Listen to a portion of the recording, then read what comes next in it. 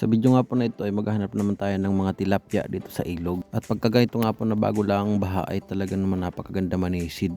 Manisid. At ito nga po yung mga dala natin. Meron tayong yan, yung flashlight, tsaka yung aking pan. At kasama nga po natin si Iner. Tinitignan niyo yung mga pwesto ng isda kung saan. At ito nga po yung bida.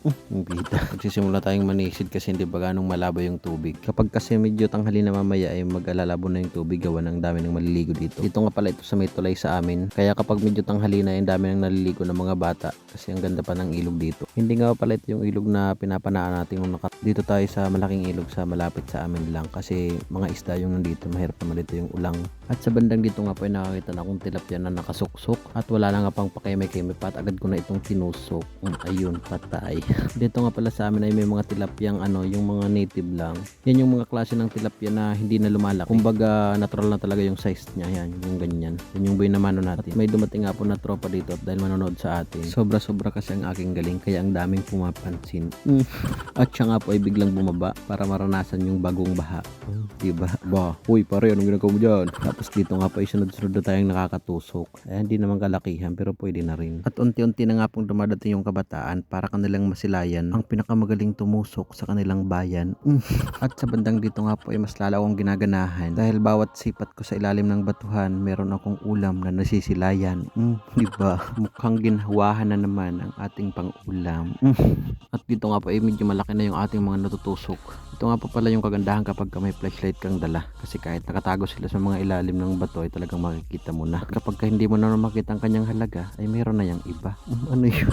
At dito nga po ay nagsidatingan sila. Oh, di ba? Ang dami. Iba talaga pag sikat ka.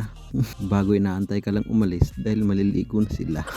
At sinubukan ko nang panaan dito sa kanilang pinapaliguan dahil ayon sa bulong-bulungan meron daw ditong nakatagong kayamanan. Charot lang. At dito nga ay aking na corner ang kanilang mother kaya agad ko nang binaril. Oh, di ba? Ang laki. Ito nga pa nakatusok ako ng malaking tilapia. Siguro ito na yung dito, kumbaga nanay. Parang ikaw mukha ka ng nanay. Nanay ng magiging anak natin.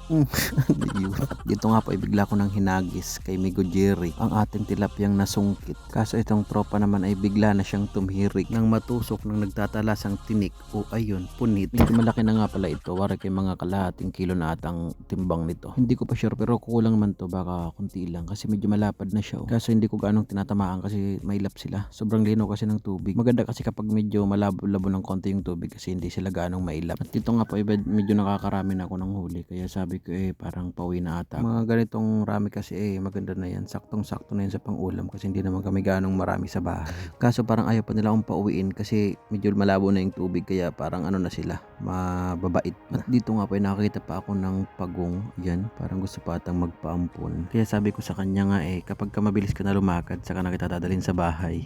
Kaya ayun, sabi ko sa kanya mag-exercise ka muna. Agad ko na nga po siyang pinaalis para sa kanilang bahay siya pa ay makapagwalis-walis. At dito nga po ay umakyat na yung bida. Baka bida-bida.